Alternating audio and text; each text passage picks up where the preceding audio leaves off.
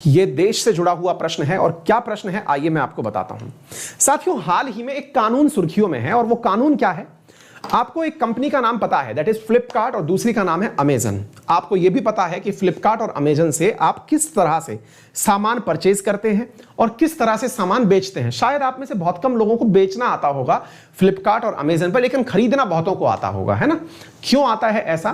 क्योंकि वो business to customer प्रकार की कंपनी है। अभी मैं आता हूं सारी चीजों के ऊपर। फिलहाल के लिए ये सवाल जो आज हम पढ़ रहे हैं वो इसलिए कि क्यों एनफोर्समेंट डायरेक्टरेट के द्वारा यानी प्रवर्तन निदेशालय के द्वारा फ्लिपकार्ट के ऊपर 10,600 करोड़ रुपए का फेमा कानून यानी फॉरेन एक्सचेंज जो ये एक्ट है, इसके तहत 10,600 करोड़ रुपए का कारण बताओ नोटिस भेजा गया है, जिसके तहत 10,600 करोड़ का या तो उसके ऊपर पेनल्टी लगेगा या फिर उससे 3 गुना यानी लगभग 30,000 या 31,000 करोड़ तक का उसके ऊपर पेनल्टी लग सकता है। तो फ्लिपकार्ट के ऊपर सरकार यानी प्रवर्तन निदेशालय ने इतना बड़ा पेनल्टी लगाने का निर्णय क्यों लिया है, या फिर अभी जवाब मांगा है, 100 दिन में जवाब नहीं दे पाया तो पेनल्टी तय है, ऐसा हुआ क्यों है? क्या है ऐसी कहानी?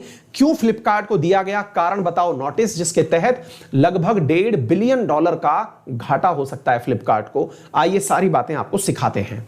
पहले इस बात को सिखाएं, इससे पहले आपको कुछ बेसिक बातें पता होनी चाहिए। क्या पता होनी चाहिए मैं आपको बताता हूं। तो एनफोर्समेंट डायरेक्टरेट ने हाल ही में फ्लिपकार्ट के लिए कार्य किया है, ईडी ने कार्य किया है। देखिए साथियों, होता क्या है पहले मैं आपको यह बता दूं। ED slaps ₹10,600 CR FEMA contravention notice against Flipkart. इसको एक कारण बताओ नोटिस दिया गया, 100 दिन में जवाब देना है कि इसने कुछ गलत किया अथवा नहीं किया, फिर उसके बाद में इसके साथ में सारे निर्णय लिए जाएंगे। देखो बेटा, कुछ बेसिक बातें सीखते हैं। पहले आपको ई कॉमर्स की बातें सिखाता हूं। बेटा आपने बहुत बार देखा होगा, जैसे आप में से बहुत सारे विद्यार्थी फ्लिपकार्ट से, अमेजन से, OLX से, मैं 3-4 चीजें यहां लिखता हूं। जैसे मान लीजिए आपके सामने है फ्लिपकार्ट हो गया, एक तरफ हो गया मान लीजिए OLX, नाम सुना होगा, OLX हो गया, फ्लिपकार्ट हो गया, और एक कंपनी और भी है उसका नाम मैं भूल रहा हूं, जो बिजनेसमैन लोगों के बीच में ही डील करती है। कोई भी XYZ कंपनी का नाम लिख लेते हैं। 3 प्रकार की कंपनी जिनको आप जानते हैं, मैं आपको एक बार करके बताता हूं। जैसे साथियों, आपको फ्लिपकार्ट से कोई सामान परचेज करना है। जैसे आपने मान लीजिएगा कि सामान क्या परचेज किया, आपने मान लीजिए शूज परचेज किए। लेट्स से आपने नाइकी के शूज परचेज किए, एडिडास के शूज परचेज किए, आपने फोन परचेज किया, है ना? ये किसी ना किसी कंपनी का हो। जैसे फोन आपने ले लिया, एप्पल का फोन ले लिया या सैमसंग का ले लिया। यहां पर आप क्या हैं? आप खुद तो एक कस्टमर हैं, है ना? आप खुद तो क्या हैं? एक कस्टमर हैं, और ये एक वेबसाइट है, कस्टमर वेबसाइट, और इस वेबसाइट के इस तरफ कौन बैठा हुआ है? इस तरफ एप्पल बैठा हुआ है, सैमसंग बैठा हुआ है, नाइकी बैठा हुआ है, एडिडास बैठा हुआ है। अर्थात ये वेबसाइट केवल एक प्लेटफॉर्म है। इस प्लेटफॉर्म पर एक तरफ बिजनेसमैन बैठे हुए हैं, यानी एक तरफ तो बिजनेस बैठा हुआ है। बिजनेसमैन का मतलब समझ में आ गया, जो व्यापारी है, जो कंपनी है वो बैठी हुई है, और दूसरी तरफ उपभोक्ता बैठा हुआ है। इस व्यापार में चूंकि इलेक्ट्रॉनिक माध्यम का उपयोग लिया गया है, इसलिए इस प्रक्रिया को ई कॉमर्स कहा जाता है। क्या कहा जाता है? ई कॉमर्स कहा जाता है। तो पहले तो यह समझिए कि ई कॉमर्स क्या है। कॉमर्स मतलब व्यापार और वाणिज्य। अगर वो इलेक्ट्रॉनिकली होता है तो उसे ई कॉमर्स कहा जाता है। पहले तो यह समझ लिया। इस ई कॉमर्स में आपने अगर फ्लिपकार्ट के बारे में चर्चा करी तो यह कुछ इस प्रकार से है बच्चों। अगर आपने यहां पर सामान परचेज किया तो बिजनेस ने कस्टमर तक सामान पहुंचाया है, इसलिए इस प्रकार के ई कॉमर्स को B2C प्रकार का कॉमर्स कहा जाता है। क्या कहा जाता है? B2C। अब इसको लिख लीजिएगा, यह आपके पेपर में आता है, बहुत ही महत्वपूर्ण विषय है ये, ठीक है ना? ई कॉमर्स 3 प्रकार का होता है, मैं वही बता रहा हूं आपको। तो किस प्रकार का हो गया ये? B2C प्रकार का कस्टमर हो गया ये, है ना? ये बिजनेस मॉडल यही प्रकार का हो गया। अब आप पूछेंगे इसके फायदे और नुकसान क्या है, वो बाद में बात करेंगे। फिलहाल के लिए टाइप समझिए। अच्छा, दूसरा क्या है साथियों? OLX। OLX में आपने क्या देखा? OLX में आपने एक लाइन सुनी होगी। OLX का शब्द है बेच दे, है ना? OLX पर बेच दे, आपने इस तरह से लाइन सुनी होगी। इसमें आपने कोई भी अपना पुराना सामान बेचने वाला कौन है आपने सुना होगा। एक वेबसाइट है। अगर आप ये बात समझ रहे हो तो थम्स अप करना, है ना? देखो, अगर मान लीजिए कि मैंने आपसे कहा कि आप एक व्यक्ति हैं, आपने पुराना फोन लिया, आपने अपनी पुरानी कार ली, आपने इस वेबसाइट के ऊपर ला करके इसको पोस्ट कर दिया। अब दूसरी तरफ एक आप जैसा कस्टमर खड़ा है, वो खड़ा है कस्टमर। वो कस्टमर आपसे इस सामान को इस वेबसाइट के माध्यम से परचेज कर रहा है। दैट मीन्स आप खुद एक कस्टमर थे, कस्टमर ने कस्टमर को सामान बेचा। क्या इसमें कोई बिजनेसमैन इन्वॉल्व था? आंसर है जी नहीं। अर्थात ये ई कॉमर्स का कौन सा प्रकार हुआ? दूसरा प्रकार। कौन सा हुआ बेटा? ये प्रकार हुआ C2C प्रकार। तो देखिए पहला प्रकार कौन सा था? B2C प्रकार था। B2C के अंदर बिजनेस ने कस्टमर को सामान बेचा। दूसरी तरफ क्या हुआ? दूसरी तरफ C2C यानी कस्टमर ने कस्टमर को सामान बेचा वेबसाइट के माध्यम से। आ गई बात समझ में? अच्छा, तीसरी चीज देखिए, आप में से बहुत सारे लोगों को पता होगा, जैसे ना आपको मैं बताता हूं थोड़ा उदाहरण के रूप में, आप में से बहुत सारे लोगों को पता होगा कि कई दुकानें अपने शहर में ऐसी होती हैं जो सामान केवल होलसेल में देती हैं, वो फुटकर में सामान नहीं देती। मतलब क्या है? वो आपकी एक व्यक्ति की आवश्यकता के अनुसार रिटेल में सामान नहीं देती, वो होलसेल में थोक में सामान देती है। लेना है तो ये पूरा लेना पड़ेगा। जैसे आप सब्जी मंडी जाइए, आप बड़ी सब्जी मंडी जाएंगे जहां पर मेन सामान आता है, वहां पर कहता है कि लेना है तो पूरा की पूरा बास्केट लो भाई साहब। 1 किलो आम केले संतरे नहीं मिलेंगे। लेना है तो पूरी पेटी छुड़ाओ, पूरा बक्सा छुड़ाओ। लेनी है तो पूरी की पूरी ये कैरेट लो। आप कह रहे हो कि एक कोल्ड ड्रिंक दे दे, बोल नहीं कैरेट ले ले, सस्ता दे दूंगा। मतलब क्या है? यानी कि एक ऐसा व्यापार भी होता है जो बिजनेसमैन से बिजनेसमैन के बीच ही होता है। एक बड़ा बिजनेसमैन है, एक छोटा बिजनेसमैन है। आ गई बात समझ में? दैट मीन्स यहां पर एक ऐसा व्यापार भी होता है जो B2B प्रकार का होता है, यानी एक बड़ा व्यापारी छोटे व्यापारी के साथ में व्यापार कर रहा होता है। ऐसे ही भारत में वॉलमार्ट नाम से एक जगह खुली थी, अगर आपको बात पता हो, पता नहीं आपके शहर में है या नहीं। वॉलमार्ट कंपनी जो थी भारत में, वो इसी प्रकार से कार्य करती थी, बड़े लोगों को सामान बेचना। मंडियां भी इस प्रकार से कार्य करती हैं। तो ये अगर ऑनलाइन माध्यम से होने लगे तो B2B कहलाता है। हो गई बात समझ में? तो ई कॉमर्स 3 प्रकार का हुआ, C2C, B2C और B2B। क्लियर? अच्छा, अब फ्लिपकार्ट के साथ दिक्कत क्या हुई? दिक्कत यह हुई कि इन सभी वेबसाइट निर्माताओं से एक कंडीशन ली जाती है। ई कॉमर्स कानून में जो फेमा एक्ट है, फॉरेन एक्सचेंज मैनेजमेंट एक्ट जो है, जिसके तहत ईडी ने फेमा के तहत 10,600 करोड़ रुपए का कारण बताओ नोटिस भेजा है फ्लिपकार्ट को, वो आफ्टर ऑल है क्या? अब जरा विचार करो, आपको बहुत शानदार तरीके से बात समझ में आ जाएगी। ये तीनों वेबसाइट कौन कौन सी, चाहे ये कोई XYZ कंपनी हो, जैसे मैंने आपको बोल दिया वॉलमार्ट है, और भी बहुत सारी कंपनी है यार, मैं नाम नहीं जान रहा हूं, मतलब बहुत सारी कंपनी है जो बड़े व्यापारियों में ही डील करती हैं। आपको अगर कोई याद आ रही हो तो आप बता दीजिएगा, है ना?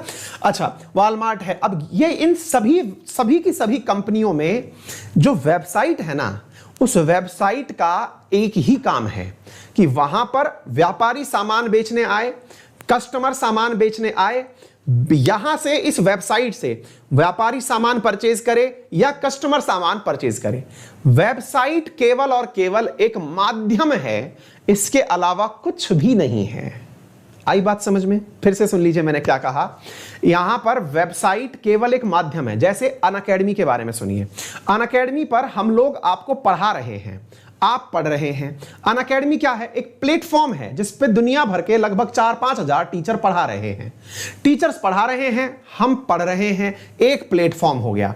प्लेटफॉर्म का उपयोग केवल और केवल छात्रों और शिक्षकों को मिलाने के लिए किया जा रहा है। ऐसे ही फ्लिपकार्ट का उपयोग नाइकी और एडिडास को आपसे मिलाने के लिए किया जा रहा है। जरा विचार करिए, यदि यही फ्लिपकार्ट अब अपना सामान बना के बेचने लग जाए, दोबारा सुनिए, अगर यही फ्लिपकार्ट जिसको लाया इसलिए गया था, या इसको दुनिया के माध्यम से जो प्रत्यक्ष विदेशी निवेश प्राप्त हुआ था, वो इसलिए हुआ था कि ये दुनिया के कस्टमर, मतलब उनको अपने साथ जोड़ेगा, व्यापारियों को साथ जोड़ेगा और दुनिया तक सामान पहुंचाएगा। अगर फ्लिपकार्ट यहां बाईपास कर दे, क्या कर दे? फ्लिपकार्ट पता चल रहा है कि खुद के ही हेडफोन बना के बेच रहा है। आपने देखा होगा, आप में से कईयों के पास फ्लिपकार्ट के हेडफोन होंगे, ईयरफोन होंगे, हैं? फ्लिपकार्ट के कईयों के पास तमाम प्रकार के प्रोडक्ट फ्लिपकार्ट खुद बना के बेच रहा है। सर आपसे ये तो बात नहीं की गई थी, आप खुद बना के कैसे बेच सकते हैं? आप बोले मैं क्यों नहीं बेच सकता, मैं कंपनी हूं। बोले नहीं सर, आप इसलिए नहीं बेच सकते क्योंकि आपको जो विदेश से धन प्राप्त हुआ है ना, आपको जो विदेश से धन प्राप्त हुआ है वो व्यापारी जोड़ने के लिए प्राप्त हुआ है, खुद व्यापारी बनने के लिए नहीं। अगर ये बात समझ में आई हो तो थम्स अप करना। बहुत गजब बात है, बहुत महत्वपूर्ण बात है, अगर समझ गए हो तो थम्स अप करना। क्या बोल रहा हूं? फ्लिपकार्ट से कहा गया कि आपको कहा गया था कि आप कंपनियों को अपने साथ जोड़ेंगे। आप क्या कर रहे हो? खुद कंपनी बन जा रहे हो। आप क्या, मैं कर नहीं सकता क्या? खुद बना के बेच सकता हूं, लोग मुझसे प्रोडक्ट चाहते? अरे चाहते हैं, खुद के पैसे से बनाइए ना। आपके पास में विदेशी निवेश आया और उस विदेशी निवेश का आपने उपयोग किस में कर लिया? सामान बनाने में कर लिया। वाह, पैसा लेते हो किसी और काम से, लगा किसी और काम में रहे हो। यानी ऐसे तो फिर आप में और आतंकवादियों में क्या अंतर रहा? हाँ, ये क्या हुआ? आतंकवादी कहां से आ गए? अरे भाई, मनी लॉन्ड्रिंग किसे कहते हैं? मनी लॉन्ड्रिंग का सीधा सा अर्थ यही तो होता है, आप पैसा किसी और उद्देश्य से लिए थे, कहीं और उद्देश्य में लगा दिए, बस टैक्स नहीं दिए। आप चलो टैक्स दे भी दिए तो क्या फर्क पड़ रहा है भाई, आपका उद्देश्य तो दूसरा हो गया। वही वाली बात कि साहब मेरे को चाहिए पढ़ाई के लिए पैसा, पता चल रहा है कि मैं गांजा फूंक लिया, उससे मैं दारू पी गया। मतलब क्या हुआ यार? आपसे पैसा किस चीज के लिए लिया गया था ये देखो ना। आपने दुनिया के देशों से पैसा मंगा लिया, मंगा के उसका उपयोग खुद का बड़ा करने में लग रहे हो। नहीं, गलत है।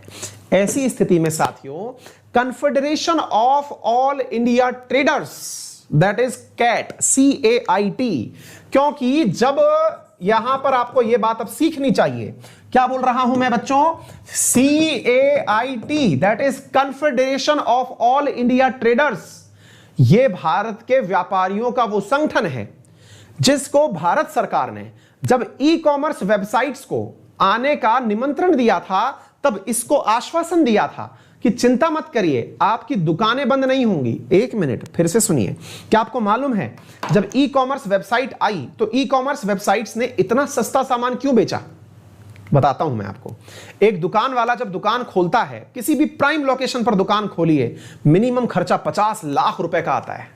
आप विचार करिए, ई कॉमर्स वेबसाइट पर आपको दुकान ही नहीं खोलनी, कहीं किसी कोने में जाके एक गोडाउन खोल दीजिए, 50 लाख में तो इतना बड़ा गोदाम बन जाएगा जिसमें माल भरिए और ऑनलाइन बेचिए। तो एक बात बताइए, क्या इंडिया की, भारत की सरकार ने इन ट्रेडिंग कंपनियों को बुलाकर गुनाह कर दिया? ई कॉमर्स की परमिशन दे दी और अपने जो छोटे मोटे दुकानदार भाई हैं इनको मार दिया? इन छोटे मोटे भाइयों को जो छोटी मोटी दुकानें चला रहे हैं, बाहर बैठ करके दुकानदारी करके देश का मतलब अर्थव्यवस्था को आगे बढ़ा रहे हैं, खुद का परिवार आगे बढ़ा रहे हैं, एक बहुत बड़ी कंपनी आती है, सबका मामला साफ कर देती है। क्यों? क्योंकि वो इतनी बड़ी दुकान खोल के बैठा है तो 10 रुपए तो कमाएगा ना एक प्रोडक्ट के ऊपर। और आप कह रहे हो कि मैं 10 रुपए सस्ता माल दे रहा हूं, चीनी 10 रुपए सस्ती दे रहा हूं, तो तुम दे सकते हो ना यार। क्यों दे सकते हो? क्योंकि तुमने तो माल अपने पास से डायरेक्ट बेच दिया। इसका मतलब ये गलत है। और इसमें confederation of all India traders की शिकायत के ऊपर एनफोर्समेंट डायरेक्टरेट ने एक्शन लिया और इन लोगों ने बकायदा यह बताया कि सर, फ्लिपकार्ट के माध्यम से एक कंपनी है जिसका नाम है WS रिटेल। क्या नाम है? WS retail. WS रिटेल नामक एक कंपनी है सर। वो कंपनी जिसका निर्माण होने में या पैसा इसमें फ्लिपकार्ट के किसी एक इन्वेस्टर का लगा हुआ है। इन्वेस्टर का मतलब फ्लिपकार्ट के किसी एक हिस्सेदार का WS रिटेल में पैसा लगा हुआ है और ये WS रिटेल जो है ये फ्लिपकार्ट पर सामान बना के बेचती है।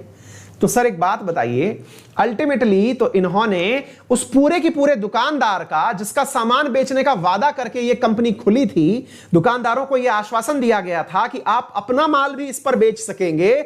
आपने दुकानदार से तो सामान लिया नहीं, खुद का सामान बना के बेचना शुरू कर दिया। तो साहब हम चाहते हैं कि इनके ऊपर पनिशमेंट लगाया जाए।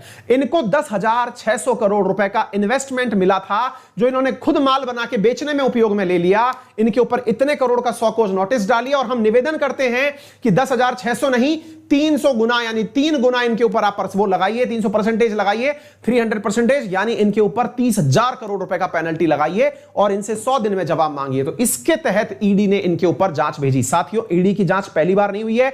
ईडी ने यह वाली जांच इनके ऊपर वर्ष 2012 में भी भेजी थी। इनसे कहा था कि सचिन बंसल और बिन्नी बंसल, बेटा तुम ठीक कर नहीं रहे हो, कुछ गड़बड़ कर रहे हो। पर इनने कहा हम पूरी तरह से साथ देने वाले हैं सरकार का। सरकार अगर कोई जांच करती है तो हम बता देंगे कि वो कंपनी हमारी नहीं थी। बस ये यहां पर बचे हुए हैं। फायदा वे आपको पता होना चाहिए कि सचिन बंसल, बिन्नी बंसल अपनी 77% हिस्सेदारी इस कंपनी की ऑलरेडी अमेरिका की एक बहुत बड़ी कंपनी वॉलमार्ट को बेच चुके हैं। 2018 में $18 बिलियन का एक सौदा हुआ जिसके तहत ये अपनी बहुत बड़ी हिस्सेदारी बेच चुके हैं। तो in compliance with Indian laws the corporate with ED on notice Flipkart, हमने इन्हें कहा है कि हम मान जाएंगे। इनने ये भी कहा, confederation of all India commerce जो है ट्रेडर्स जो है CAIT, इनने ये भी कहा कि सर केवल फ्लिपकार्ट पे नहीं, अमेजन को भी लपेटिए, वो भी ऐसा ही करता है। अमेजन भी तो अपना प्रोडक्ट बना के बेचता है, आप में से कईयों के पास होगा साथियों। यहां पर ये अमेजन भी कई प्रोडक्ट बेचता है खुद के बना करके, ये तो किंडल बेचता है खुद का बना करके।